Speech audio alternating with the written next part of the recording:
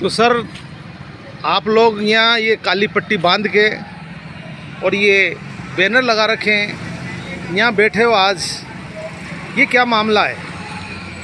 देखिए नमस्कार। नमस्कार साहब। सबसे पहले तो मैं आपको बता दूं कि हम लोग जो भी हैं, हम ठगी पीड़ित जमाकर्ता परिवार से हैं। हम वो लोग हैं जिनकी कड़ी मेहनत की जो कमाई थी वो कई कंपनियों और सोसाइटियों में डूब गई है। और हम सरकार से एक मांग कर रहे हैं, उन्होंने जो एक कानून बनाया था जी, हमारे भुगतान की गारंटी का एक कानून है, अनियमित जमा योजनाएं पाबंदी अधिनियम 2019।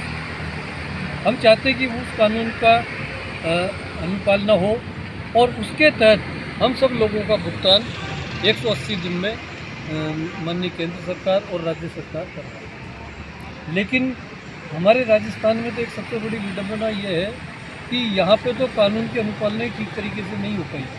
तो मैं माननीय मुख्यमंत्री जी श्रीमान भजनलाल जी शर्मा से मैं अनुरोध करूँगा कि वो आज दिवाली का पर्व होते हुए भी हम लोग यहाँ पर अपनी मांगों के लिए बैठे हैं। दिवाली मनाना छोड़ करके हम लोग काली दिवाली मना रहे हैं। हम सब लोगों ने काली पट्टी बांधी हुई है और हम उनसे ये प्रार्थना कर रहे हैं कि वो हमारे राजस्थान में इस कानून का क्रियान्वयन करें और इसकी अनुपालना करके और 180 दिन में हम लोगों का भुगतान 2 से 3 गुना। तो आप आज ही बैठे हो या फिर कब से बैठे हो, कब तक बैठोगे? हम लोग ये लड़ाई वैसे तो सालों से लड़ते आ रहे हैं जी, लेकिन आज हमें यहाँ पे बैठे हुए 61 दिन हो जी।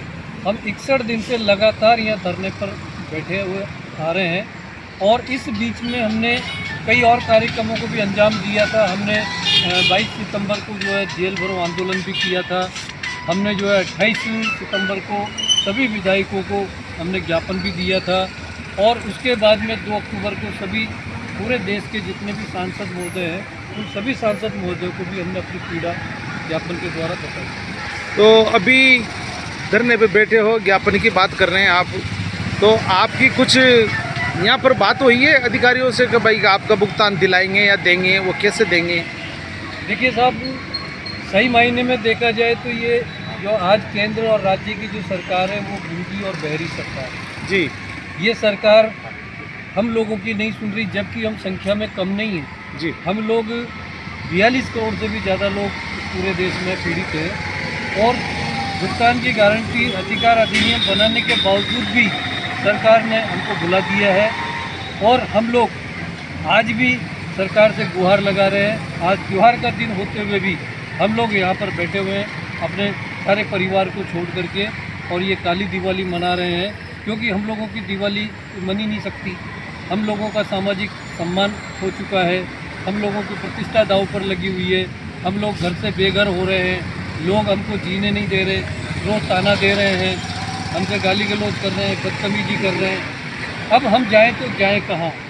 इसलिए आज त्यौहार पे भी हम लोग जो है आज यहाँ कलेक्ट्रेट पे लगातार 61वें दिन करना चाहते हैं। तो एक ही कंपनी से हो या अलग अलग कंपनी से हो, बताइए आप सर, बताइए आप। हम अलग अलग कंपनियों के हैं जी। तो मैक्सिमम आदमी हमारे साथ PSL और सहारा के हैं। इसके अलावा तो बहुत सी कंपनियां हैं जिसके हमें नाम भी मालूम नहीं है। तो आप एजेंट हो या पैसा जमा किया आपने, कौन हो आप? पैसे जमा किए। अच्छा, निवेशक हो आप। निवेशक। और भी बात करते हैं, अपने पास और भी भाई है। आपका परिचय सर, किस कंपनी से हो?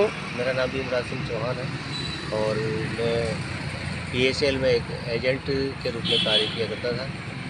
पब्लिक का पैसा मेरे द्वारा इन्वेस्टमेंट करवाया गया। तो कितना पैसा है लगभग आपका? मेरा खुद का भी इन्वेस्टमेंट है जी। मेरा लगभग 1 करोड़ के लगभग है। अच्छा अच्छा, 1 करोड़ जमा करवा दिया आपने, बहुत बढ़िया। तो मिलने का आसार पब्लिक मांगती होगी आपसे? हम सरकार से यही मांग कर रहे हैं कि हमारा पैसा, पब्लिक का पैसा जल्दी से जल्दी भुगतान हो जाए तो हमें भी राहत मिले, पब्लिक को भी राहत मिले। चलो, बहुत बहुत धन्यवाद आपको। मैं आज कोटा कलेक्ट्री पर धरना स्थल पर जो यहाँ लिखा हुआ है, ये भुगतान क्रांति के नाम से, भुगतान करो या सत्ता छोड़ो, ठग बेईमानो भारत छोड़ो, इस बैनरों को देखकर लगा तो इनसे पूछते हैं, बात करते हैं। तो इन लोगों ने बताया कि हम 2 महीने से लगभग यहाँ पर बैठे हुए हैं धरने पर। तो सर जी, आपसे मैं पूछना चाहता हूँ कि आगे क्या रणनीति रहेगी आपकी? आगे हमारी रणनीति ये रहेगी कि एक तो हमने 8 नवंबर को जी। हम लोग प्रांतीय अधिवेशन कर रहे हैं उदयपुर में। जी तो मैं मेरे सभी समस्त जो ठगी पीड़ित भाई लोग हैं, मैं सबसे निवेदन करूंगा, अपील करना चाहूँगा कि इस प्रांतीय अधिवेशन में सब लोग उदयपुर पहुँचें। और उसके बाद में हम लोग चंबल की घाटी से हुंकार भरेंगे। हम 15 नवंबर को चंबल की घाटी, धौलपुर और मुरैना के बीच से चंबल नदी से हम वहाँ से हुंकार भरेंगे और तमाम भारत की जितनी भी नदियाँ हैं उन समस्त नदियों का जल लेकर के और हम संसद के लिए कूच करेंगे, पदयात्रा करेंगे। और 25 नवंबर को हम संसद को पाट साफ करेंगे, समस्त नदियों के जल से हम उस संसद को धुलाई करेंगे।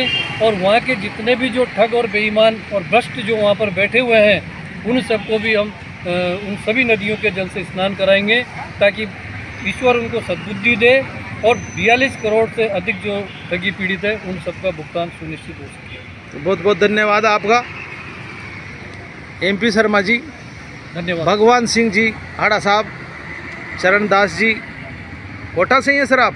जी सर। तो आप कौन